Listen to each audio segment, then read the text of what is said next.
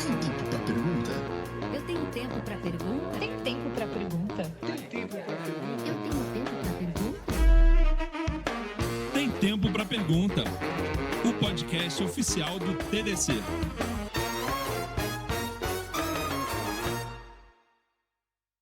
Olá, estamos de volta para mais um episódio do Tem Tempo para Pergunta, o podcast oficial do TDC. Estamos aqui direto do TDC São Paulo 2024, gravando a nossa quinta temporada, com o apoio de Bradesco, da Rede e TOTUS. E você já sabe que o Tem Tempo para Pergunta é o podcast onde nós trazemos as pessoas que vão ampliar o seu conhecimento, trazer mais subsídios para a sua carreira, ou seja, um bate-papo que interessa na sua vida. E hoje eu estou aqui com ele, uma pessoa incrível, Vitor Hugo Germano, que é executivo de tecnologia. Seja muito bem-vindo ao Tem Tempo para Pergunta, Vitor. Muito obrigado pelo convite, por estar aqui. Estou muito feliz. O TDC faz parte da minha história de carreira. É sempre muito bacana poder contribuir de alguma forma. Você lembra qual foi a primeira vez que você veio? Eu lembro, foi em 2009, em Florianópolis. Olha só. Eu lembro que na época a gente já falava sobre integração contínua, automatização de build, e eu fiz uma palestra na trilha de Ruby on Rails falando sobre automatização de build e BDD outside in. Né? Coisa que, se você provavelmente for olhar hoje no TDC, vai ter alguma palestra de alguma coisa parecida com isso. Com certeza, incrível, incrível. Já super veterano 15 TDC. anos, é.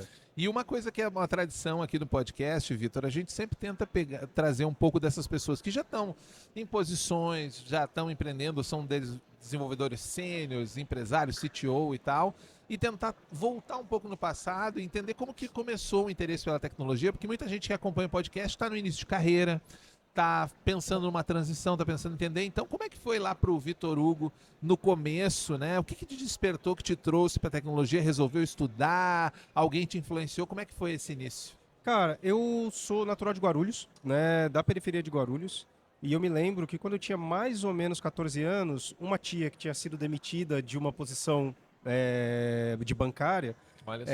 recebeu o seguro-desemprego e Sim. efetivamente deu para mim, para o meu irmão, para minha irmã, um computador velho para que a gente pudesse tocar ali, aprender a usar e tal. E foi a partir desse presente, enfim, que a gente começou a se interessar um pouco mais por tecnologia como um todo, né? Pessoalmente, para mim, o primeiro contato com programação, com alguma coisa relacionada a isso, foi que eu era, na época, muito fã de Arquivo X. Para quem tem mais de 30, provavelmente conhece. Conhece. E na época, eu me lembro de, para você pesquisar coisas sobre Arquivo X, sobre as novas temporadas, o que vinha a acontecer, ou você esperava o que chegava na TV, né?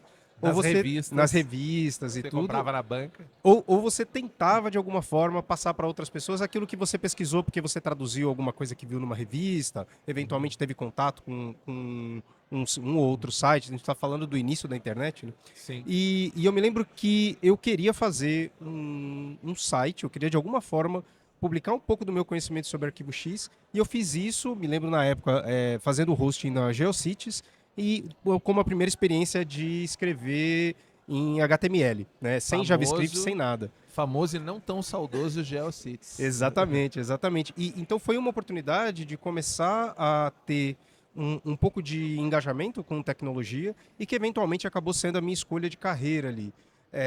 Eu também trabalhei por um tempinho fazendo páginas amarelas através de uma BBS. Então tinha uma época que tinha uma empresa em Guarulhos que tocava uma BBS e tinha uma parte de páginas amarelas.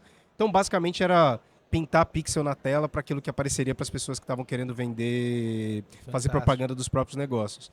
Então esse foi o início mesmo, né? Início. Quantos anos você tinha nessa época da BBS? 15, 16. Ah, era 16, adolescência. provavelmente adolescência mesmo. Você já estava mexendo e trabalhando com isso desde Imagina aquela coisa do tipo, chama um menino ali, ele é bom com computador, bota ele para fazer, a menina do computador, exatamente. E aí fui fazer basicamente tudo que existe em tecnologia. Então, Sim. eu trabalhei puxando cabo para instalação de evento, então a mesma coisa que deve ser feita, hoje em dia já não é mais feito, né? Trabalhei muito tempo com Futurecom e alguns outros eventos, sendo instalador de infraestrutura, puxa cabo, instalar TV, instalar telefonia e tudo. Já fui também dentro da área de TI, sysadmin, trabalhando com infraestrutura Linux de início, já dei aula Sim. durante muito tempo de Linux, falando sobre o início, como a gente usa Linux e tal.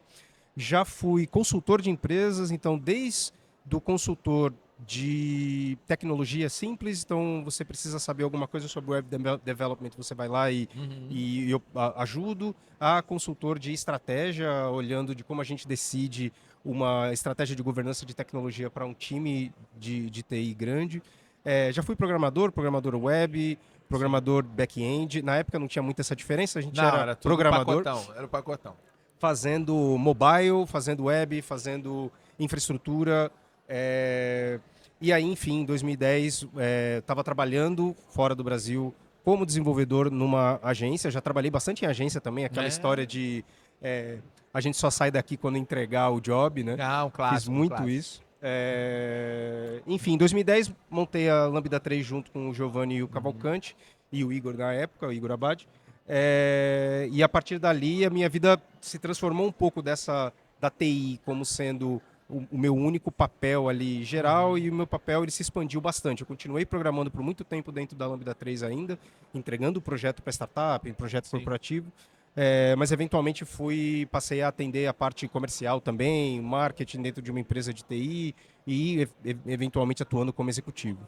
Bacana. Isso é uma curiosidade, inclusive, que eu vou aproveitar para te perguntar, que eu tenho já há muito tempo, que é a Lambda 3, ela nasce no momento de muito da startup, das empresas focadas em produto, e eu acompanho vocês, eu li muito blog, li muito o que vocês escreveram na época, uma filosofia completamente diferente, uma outra vibe do que era o mercado. Como que foi isso para você? Era uma coisa que vocês tinham? É uma coisa que despertou quando você se conectou com o seu sócio? Como é que foi esse processo de fundar uma empresa com uma outra cabeça num universo dominado pela ideia de startup, produto, barará, entrega, faz rodada de investimento, tchau, próxima, ou quebra e foi? Você sabe que eu posso dizer que talvez eu tenha sido uma das pessoas que trouxe muito dessa intenção e o peso teórico de construir uma empresa, olhando para a agilidade, não só para como eu organizo como um time para entregar código, mas de ponta a ponta dentro do processo de governança e gestão da organização. Por que isso?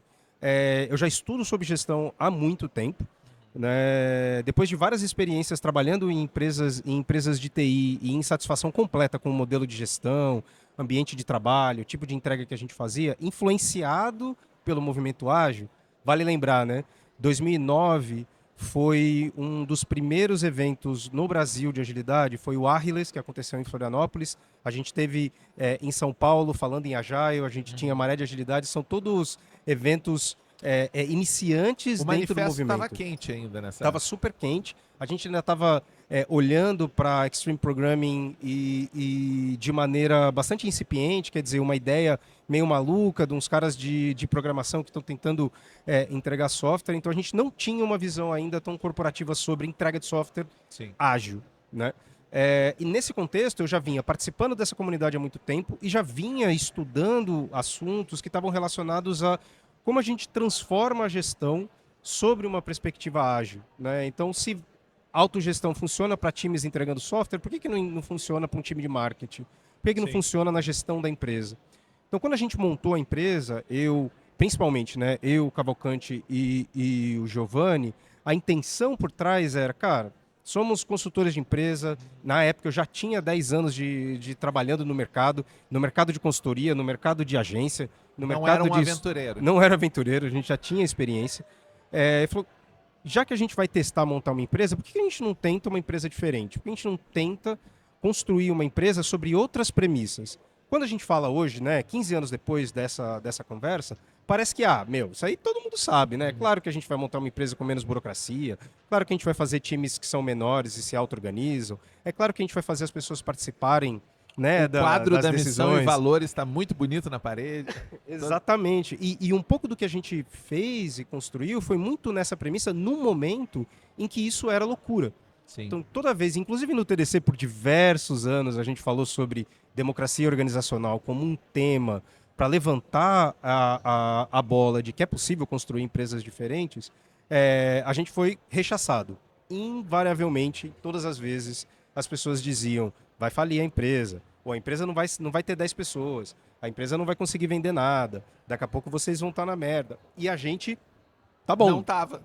Muito pelo contrário, aliás. Então, todo mundo disse que um ambiente democrático de trabalho não funcionaria com 10 pessoas, aí a gente alcançou 10. Não funcionaria com 20, 30, a gente chegou a 30. Não funcionaria com 50 e a gente chegou a 70 pessoas. Não funcionaria com 100 pessoas, enfim. A gente chegou a gente sempre erguendo para a frente. barra, né, pra Exatamente. Mas eu acho que por trás disso está uma busca bastante direta sobre como que a gente consegue encontrar formas de trabalho diferentes sobre premissas diferentes.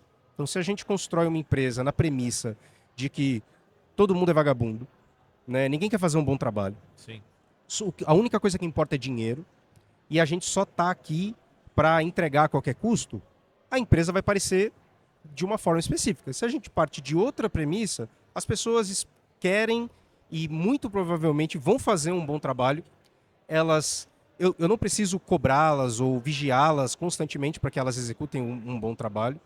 Elas querem participar do processo de gestão da empresa e a gente consegue construir uma empresa que traga coisas positivas para as pessoas e não só lucro, né?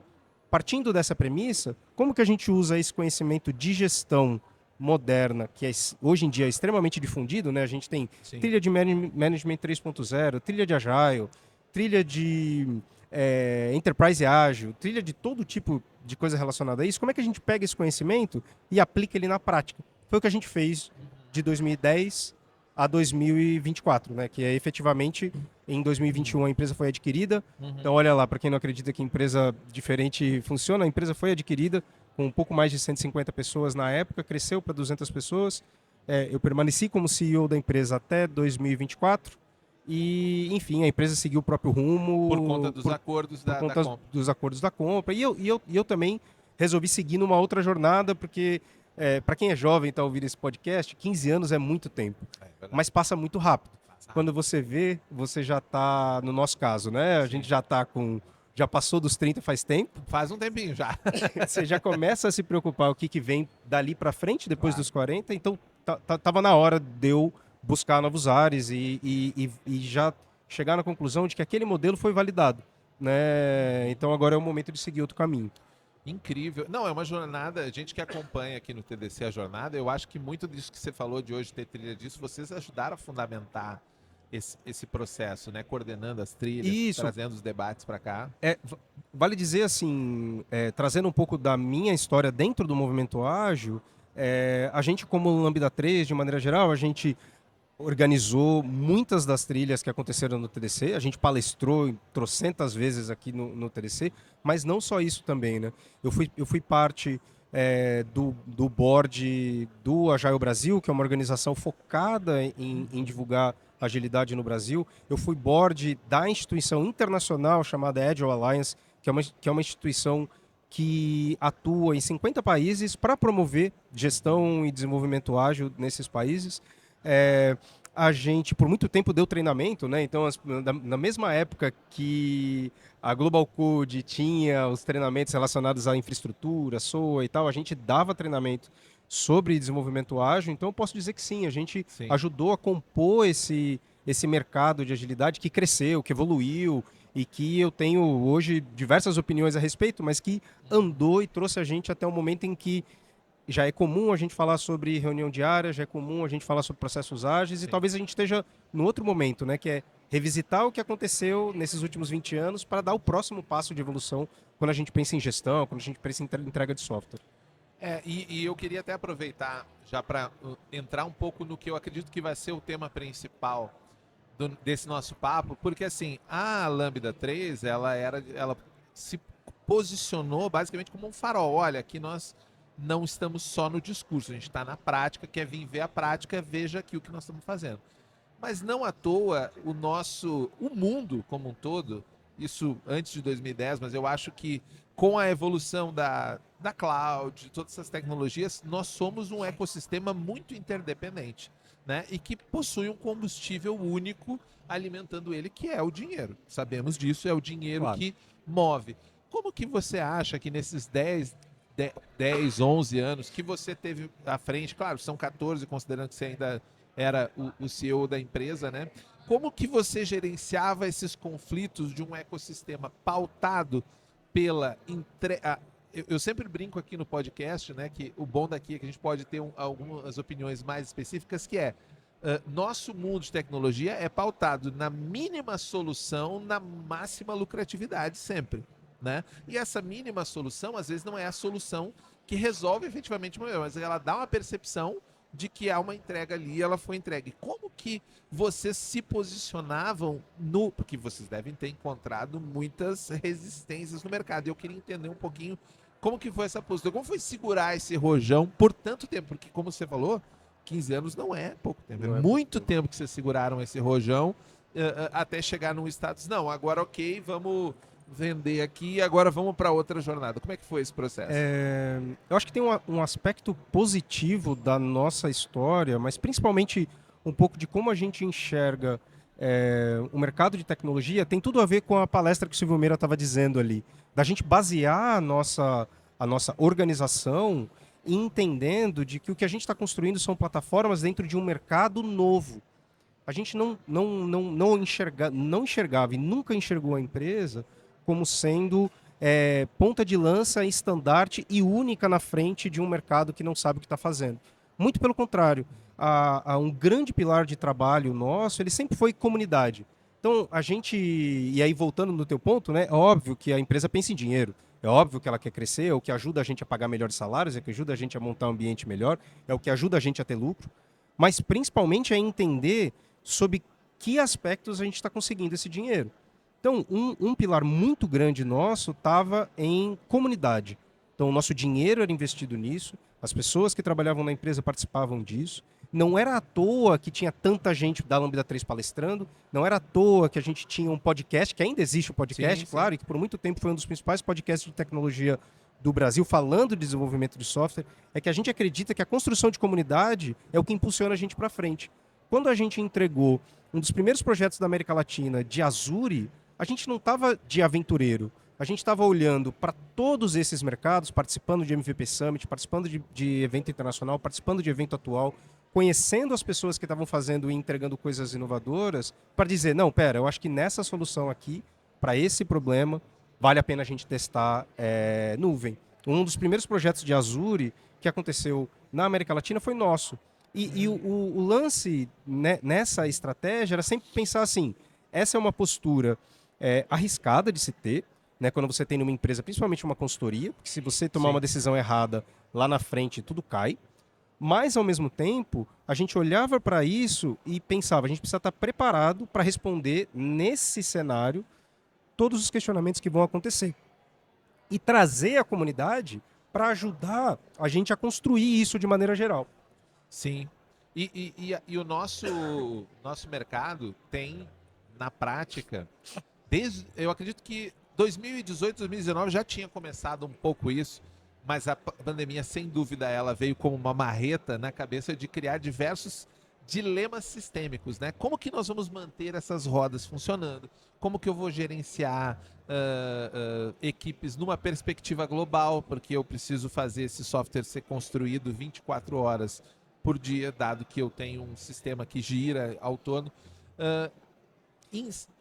Tem uma questão interessante do nosso, que não vou falar que era o nosso modelo, mas da nossa abordagem, porque eu acho que é uma abordagem que tem muita gente tendo hoje, que é a excelência técnica que a gente se propunha só acontecia porque existia um pilar de comunidade em que a gente contribuía como entidade, né, como pessoa física e jurídica, contribuía organizando eventos, participando das discussões, mas principalmente também nutria a nossa informação interna.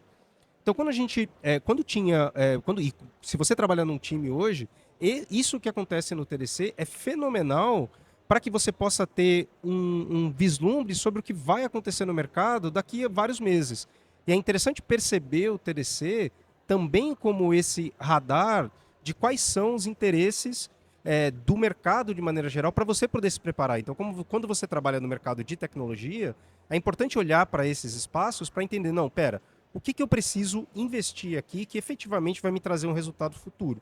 Então, por exemplo, quando a gente estava numa discussão sobre tecnologias híbridas mobile, a gente estava aqui conversando e palestrando sobre as diversas possibilidades. Quando a Microsoft está lançando o Xamarin, a gente estava lá, né, para entender o que está acontecendo. Então isso colocava coloca a organização numa posição de bastante benefício, porque tecnologia sempre foi o nosso core. Então a gente conseguia dizer, não, pera, ó, vale a pena investir em Xamarin, porque existe um incentivo interessante financeiro do vendor, existe o interesse do mercado, e a gente está vendo bastante gente falar sobre isso. Sim. Então, Teve trilha até de Xamarin. Sim, então, no passado, né? Efetivamente, aí, dentro dessa estratégia, ela é arriscada, porque eventualmente não dá certo. O Xamarin diminuiu toda a relevância e tal, mas o Xamarin é um exemplo. Tem vários, React é outro, Angular é outro, Sim. né? Azure é outro, o Cognitive Services, de maneira geral, é outro. Então, a gente foi atrás de buscar esse conhecimento através da comunidade nessa via de mão dupla, né? Que é, Claro. a gente contribui, a gente incentiva, a gente bota dinheiro da empresa para viabilizar e fomentar comunidades, porque a gente acredita que aqui, se todo mundo melhorar como profissional, a barra do mercado cresce, é bom para todo mundo. Sim. E a gente, no fim das contas, se posicionando dentro dessa comunidade, consegue melhores oportunidades. Então, sempre foi essa a estratégia. E tem uma outra coisa que com tantos anos de empresa acontece, e com tantos anos de mercado acontece, é que você vê o futuro, né? Você vê como as merdas que você decide hoje vão dar resultado lá na frente. Então, o interessante de estar tanto tempo trabalhando no mercado de tecnologia é entender que muitas coisas são cíclicas.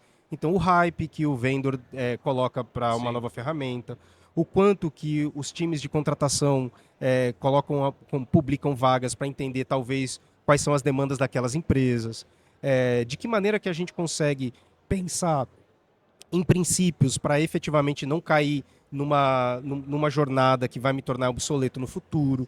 Então, tudo isso faz parte desse contexto em que a gente estava inserido e que eu continuo inserido, mesmo não trabalhando esse ano, por exemplo.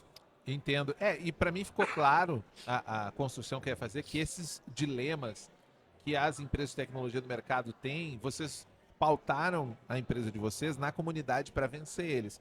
Mas eu sinto que isso no mercado não está disseminado assim como uma ferramenta para vencer. E esses dilemas têm pressionado bastante as empresas. Não à toa a gente teve um ciclo gigante de layoffs agora, que a gente, na área de tecnologia, eu diria que ele foi mais espaçado, mas, por exemplo, uma das áreas de tecnologia, que foi a área de games, por exemplo, cresceu vertiginosamente durante a pandemia, ela teve que se contrair, porque foi um crescimento exasperado. Como que você acha que, pensando até em Brasil aqui, eu sei que você tem viajado o mundo ultimamente, está com tempo para conseguir fazer isso, né?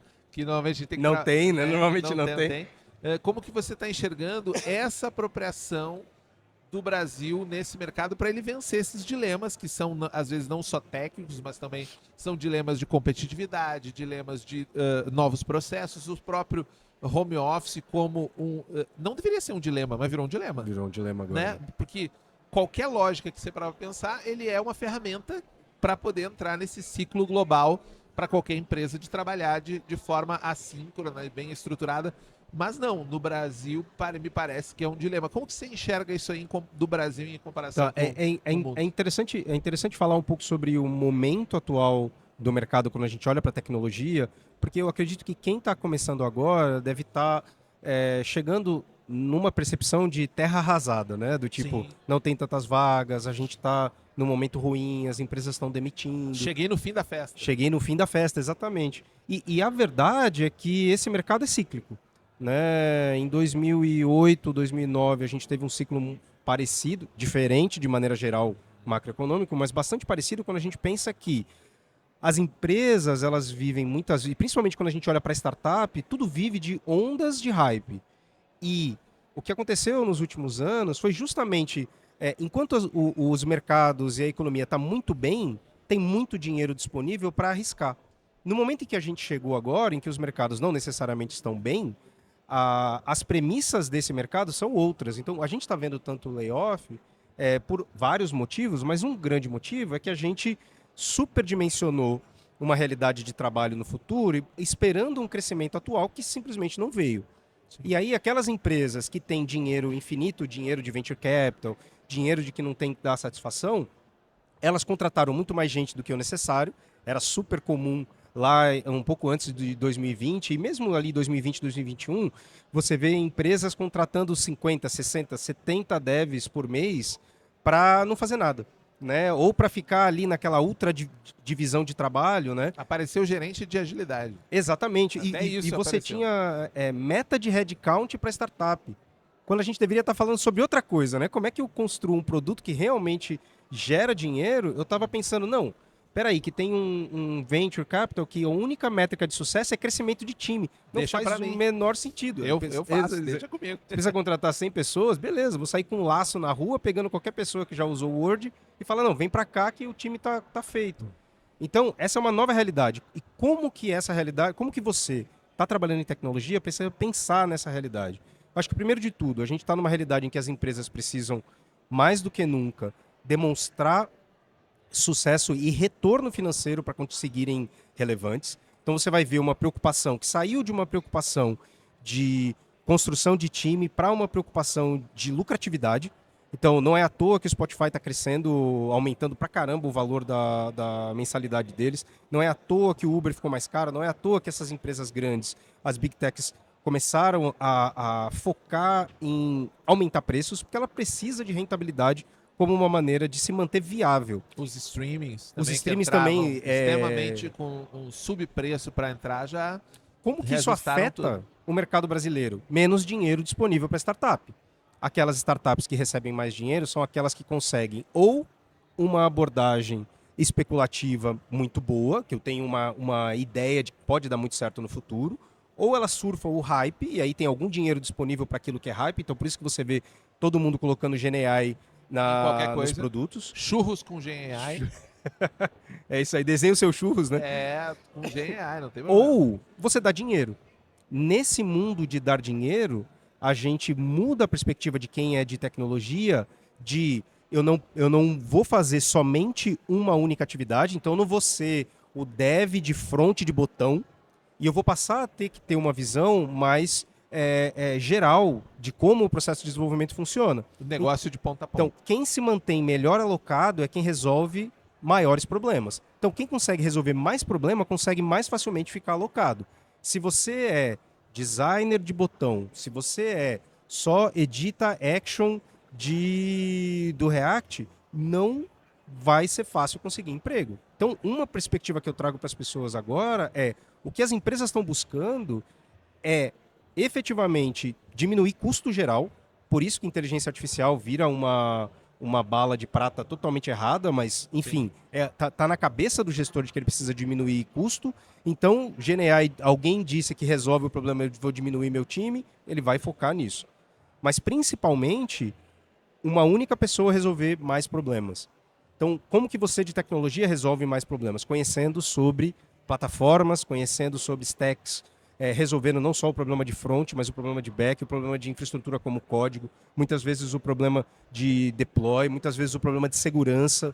Então, essa é uma maneira de você encarar esse novo mercado no Brasil também, mas fora do Brasil também, de olhar de como eu me posiciono para isso. Então, se você acredita hoje que resolve poucos problemas, tá aí talvez seja um caminho para você seguir o teu estudo, para você seguir a tua experimentação, para entender como você funciona. Inteligência artificial é um mecanismo que está transformando e vai transformar o nosso mercado? Com toda certeza. Então, talvez valha estudar um pouco sobre isso. Talvez valha entender melhor como as ferramentas estão utilizando. Mas o que está por trás da cabeça de um gestor de tecnologia nos dias de hoje é de que forma que ele vai reduzir custo. Por quê? Porque ele precisa dar dinheiro. E ele reduz custos se ele faz mais com menos. No caso, de maneira geral, da nossa realidade brasileira, isso significa menos pessoas. Porque a gente acostumou a dividir o trabalho monstruosamente, né? Então você tem o gerente de agilidade, você tem o gerente dos agilistas, você tinha o gerente de produto, o analista de produto e a pessoa que faz retrospectiva, a pessoa que escreve backlog. Tudo isso vai morrer, tudo isso vai diminuir, porque a pressão de redução de custo e ganho de lucratividade é muito grande. Então isso vai transformar a maneira como você precisa se organizar. Então, basta você ser ultra especialista em uma única ferramenta? Talvez, na realidade do mercado, hoje não seja a melhor estratégia, mas você consegue lugar para trabalhar. Mas eu enxergo que, de maneira geral, no grosso, a gente olha para um mercado brasileiro sedento por lucratividade porque não tem dinheiro disponível para arriscar. Para financiar as Promises Ventures, digamos assim. Exatamente. Aquela coisa que é uma ideia tão louca que ninguém entendeu, mas vai dar muito dinheiro daqui a 10 anos. O que era fácil da gente conseguir investimento em 2012, 2013, 2014, deixou de ser fácil. Né? Então agora a gente precisa validar uma ideia de produto, garantir que essa ideia consegue se tornar minimamente rentável, não necessariamente dando lucro, mas operacionalmente viável, para daí sim buscar investimento. E uma outra coisa que aconteceu bastante no nosso mercado foi a redução das expectativas de valuation das empresas. Então isso também é um caminho interessante, que eu não posso mais crescer vertiginosamente meus times, porque a minha empresa não necessariamente vale mais quando isso acontece. Então a maneira como a gente avalia as empresas também mudou. Né? E isso afeta a maneira como os times contratam, isso afeta a maneira como os times vão ser engajados. Eu acho que isso é importante ter em mente quando você olha para a realidade atual. Incrível. E você falou sobre essa questão de custos, né? A gente tem visto o mercado, depois de 1 ano, 2, talvez 2, de hype de inteligência artificial, né? Impulsionada pelas IAs generativas, a gente que está no mercado há mais tempo, até no próprio TDC, sabe que IA não chegou agora, IA é um negócio mais profundo, mais complexo, mas quando ela bateu na borda, porque eu sempre digo, quando a tecnologia ela começa a parecer mágica, ela vai para a borda, né? Nossa, apertei 2 botões e magicamente alguma coisa aconteceu.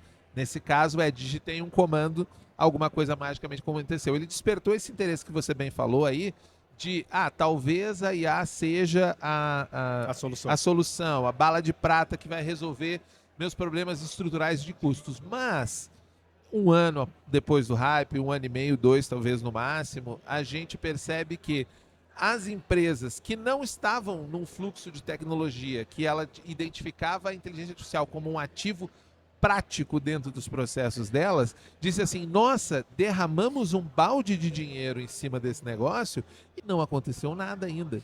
E provavelmente não vai acontecer tão cedo, né? E aí, o que acontece? Pressão acionária, pressão nesse negócio.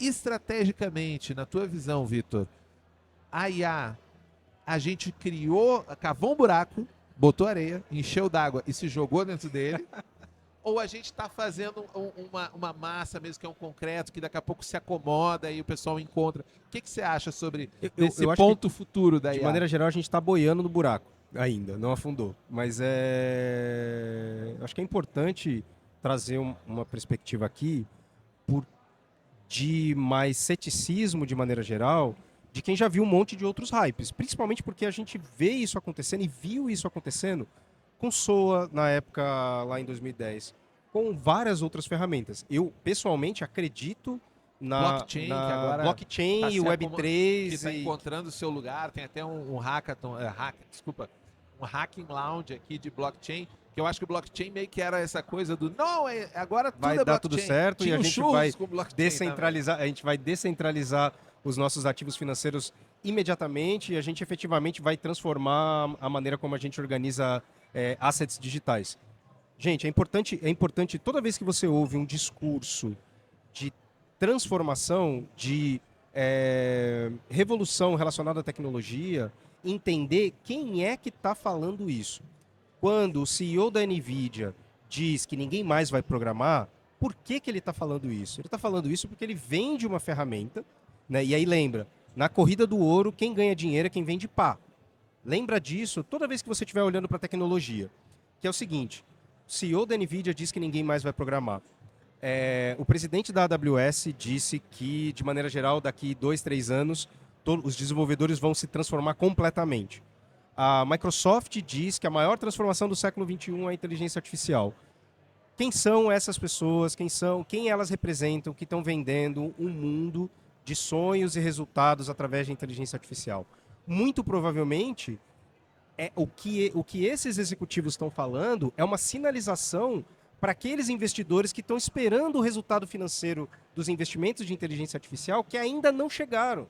Vale dizer que a Microsoft botou mais de 20 bi na OpenAI e há 2 semanas atrás o CEO da OpenAI disse que se ele não usar dados de propriedade intelectual, a empresa vai morrer e que ele precisa de 170 bilhões de investimento para viabilizar a empresa. Então lembra, toda vez que a gente vê quando a esmola é demais o Santos desconfia, né? Toda vez que você ouve esses grandes anúncios transformacionais, de maneira geral, entende quem está por trás de quem está comunicando. E normalmente existe o interesse de construir hype para tornar a realidade daquele mercado uma realidade real. Porque, por enquanto, a gente está vivendo um sonho de que, potencialmente, as empresas de inteligência artificial e quem colocar inteligência artificial nos produtos vai ganhar dinheiro. Hoje em dia, quem mais ganha dinheiro com inteligência artificial são vendedores de infraestrutura e vendedores de times que fazem adaptação e treinamento de redes neurais. Então, são aquelas pessoas, né, são times, é um trabalho de RH, basicamente, mas é alguém que hoje em dia fica na Indonésia, fica na Índia, dizendo que uma imagem, categorizando uma imagem que chega para que eu possa pegar esses pesos e converter ele, ajudar a treinar uma rede neural. Que, inclusive, é um subemprego. É Total subemprego digital. extremamente precarizado e, de maneira geral, hoje o que está se transformando no sweatshop zero nos anos 90. Tá? Então, legal. Trazendo um pouco dessa chuva de ceticismo para cá. Onde eu acredito que vai isso? Onde eu acredito que efetivamente tem sucesso? Eu acho que a gente consegue efetivamente ter muito resultado com inteligência artificial se a gente tratar inteligência artificial dentro do contexto das nossas empresas como uma ferramenta que auxilie e amplie a capacidade humana. Não vamos falar sobre substituição total, substituição geral de inteligência artificial, de humanos, né, por inteligência artificial, porque eu acho que a gente perde o foco do discurso, né, que é hoje inteligência artificial, e a gente tem contato total com mecanismos de inteligência artificial hoje, são dominados e são influenciados por pouquíssimas empresas ao redor do mundo. Então, de maneira geral, a gente tem 9 grandes empresas que favorecem e que viabilizam tecnologia de inteligência artificial no mundo hoje. Você tem Microsoft, você tem Nvidia, você tem Tencent na China, você tem Alibaba e poucas empresas que coordenam e têm capacidade financeira para treinar modelos, disponibilizar esses modelos através de APIs e usar esses modelos dentro dos seus próprios produtos. São os únicos enablers daquilo. Sem elas não tem como... Sem elas não tem inteligência artificial. Essas empresas não... Por quê? Porque precisa de dinheiro. Porque precisa de dinheiro para treinar inteligência artificial. Muito dinheiro, muito poder computacional, muita capacidade de dados. A gente precisa disso. Você na tua empresa que vai construir uma API para te responder alguma coisa, uma API do OpenAI para te responder alguma coisa no teu produto, você é só usuário. Né? Você é só usuário de uma plataforma de inteligência artificial. Está consumindo um serviço. E não é disso que eu estou falando. Eu acho que quando a gente olha para a inteligência artificial da maneira transformacional, é a gente entender como uma rede social, através de um algoritmo de timeline, consegue influenciar a sua percepção sobre o mundo. E esse para mim, pessoalmente, esse é o problema que a gente deveria estar discutindo sobre inteligência artificial. E não está, né, de maneira geral. Mas você que está na tecnologia, é importante entender como isso funciona para você se posicionar melhor nesse mercado. No mercado de hype, se você quer fazer dinheiro, você vende sonho. Né? No mercado de baixa, se você quer ganhar dinheiro, você resolve problema do que esse sonho gerou. Então, aquele meu próprio criou. Que nos dias de hoje é assim, um monte de produto, um monte de API conectada com o OpenAI para responder perguntas que talvez aquela API não fosse nem necessária, que a gente conseguiria resolver com outros modelos open source ou outras estratégias de algoritmos de inteligência artificial que não fossem LLMs. Então, acho que está aí um caminho para você trazer um pouco de realidade para o momento atual do mercado de IA, é importante para que a gente possa, sim, tirar proveito dessa ferramenta que é incrível. Então, vou dar um exemplo de um case nosso, que foi, dentro de um chão de fábrica, conseguir identificar pessoas em locais proibidos para seres humanos entrarem. Né? Sejam locais em que tem um risco sério de soterramento, de acidente, de queimaduras, em que a gente usou um streaming de vídeo para identificar se a pessoa está usando EPI, se a pessoa não está usando EPI. Isso sim é solução que funciona e é inteligência artificial. Né? Então, toda vez que a gente estiver olhando para as ferramentas, é importante entender qual que é o risco que você está tendo sobre o resultado que um mecanismo que ainda está em evolução, que ainda vai trazer problemas, pode te trazer. Então, evitar uma morte, por exemplo, através de uma análise de vídeo, faz total sentido, tem um alto retorno sobre um investimento relativamente pequeno. Agora, eu identificar pessoas na rua para saber se ela é suspeita de cometer um crime, o risco é tão grande de eu prender algum inocente, porque simplesmente não funciona, né, reconhecimentos faciais para esse tipo de ação, que não vale a pena a gente nem discutir sobre isso, né, já que esses sistemas são extremamente enviesados. Mas identificar que uma pessoa está usando IPI para evitar um acidente é o melhor caminho da gente construir o uso de inteligência artificial de maneira concreta, real, com resultado efetivo. Fantástico. Vitor, eu teria mais 40 assuntos derivados desse, mas o tempo ele nos pressiona. Então, para a gente se encaminhar para o nosso encerramento aqui, a gente tem mais uma tradição aqui do podcast, né? É bom que a gente já está fazendo um ano de aniversário, já tem várias tradições, né? Que é todo desenvolvedor anda para lá e para cá de mochila, e a gente pede sempre para que você traga algo que carrega na sua mochila, que pode ser uma mochila metafórica, uma indicação de alguma coisa legal que você está lendo, que você viu, que de um filme, documentário, série, alguma coisa que seja uma indicação para deixar para a galera aqui do Tem Tempo para Pergunta. Eu comecei a ler um livro hoje, de maneira geral. Na sua mochila, tá na minha mochila, inclusive.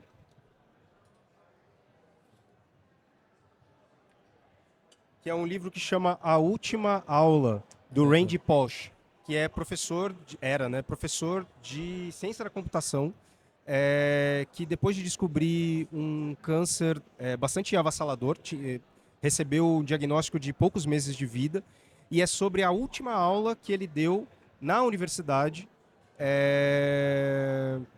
sobre como você, basicamente, lições para a vida. Sim. Então eu comecei a ler hoje, conectado com o nosso mundo, porque é um professor de ciência da computação de realidade virtual, um baita pioneiro no mundo de realidade virtual, e é um livro sobre essa última aula, como foi o caminho dela e como ele encarou esse momento de vida, né, dentro dessa situação, nos momentos finais. E uma outra coisa que eu estou fascinado, fissurado no último ano, eu tenho usado uma ferramenta de anotação, que é o Obsidian, que é uma ferramenta que transforma a maneira como a gente escreve notas, né? Então é como se você tivesse a sua própria Wikipedia de bolso. Escrevi um post no blog falando sobre a ferramenta, tenho falado bastante sobre ela, porque eu acredito que ela consegue resolver vários problemas que a gente que está sempre trabalhando com tecnologia, precisa armazenar o que a gente leu, precisa fazer anotação, precisa descrever tudo aquilo que a gente está estudando. Eu acho que ela consegue trazer um ganho aí de performance e produtividade muito interessante para quem está interessado nesse tipo de coisa. Chama Obsidian. Obsidian. Fica aí, muito legal, um livro e uma plataforma. Vitor, agradecer demais a tua presença. Muito obrigado por ter aceitado o convite de vir aqui no TDC falar com a gente, e queria que você deixasse um contato para a galera aí aproveitar que você está nesse seu momento sabático. Claro. Quiser trocar uma ideia ou quiser seguir você, como é que a galera pode fazer? Fiquem à vontade. Se você está montando uma empresa, estou totalmente disponível para ajudar a mentorar. Faço isso de coração, porque eu acredito que a gente precisa construir novos empreendedores. O meu site é victorhg.com. Minhas redes sociais são basicamente VictorHG de maneira geral, mas victorhg.com você tem acesso a todas elas. Lá no Blue Sky eu sou @victorhg.com, no Twitter @victorhg, e eu acho que é isso. Tá bom, muito obrigado. E para você que está nos acompanhando até agora, fica o convite para seguir a gente no Spotify, no seu agregador de podcast preferido, dá 5 estrelas para a gente. E se quiser ver, se estiver apenas ouvindo, quiser ver a gente, tem o nosso canal no YouTube, o Tem Tempo para Pergunta, que você pode também compartilhar nossos cortes, que é legal para você indicar para as pessoas, se você quiser mostrar para elas o nosso conteúdo e achar bacana e relevante. E, mais uma vez, agradecer aos nossos parceiros aqui, o Bradesco, a da Rede e a TOTUS, que estão nos apoiando aí na 5ª temporada do podcast. E, obviamente, eu espero vocês no nosso próximo episódio. Até lá, tchau! Tem tempo pra pergunta? Eu tenho tempo para pergunta? Tem tempo para pergunta? Eu tenho tempo para pergunta? Tem Tempo para Pergunta, o podcast oficial do TDC.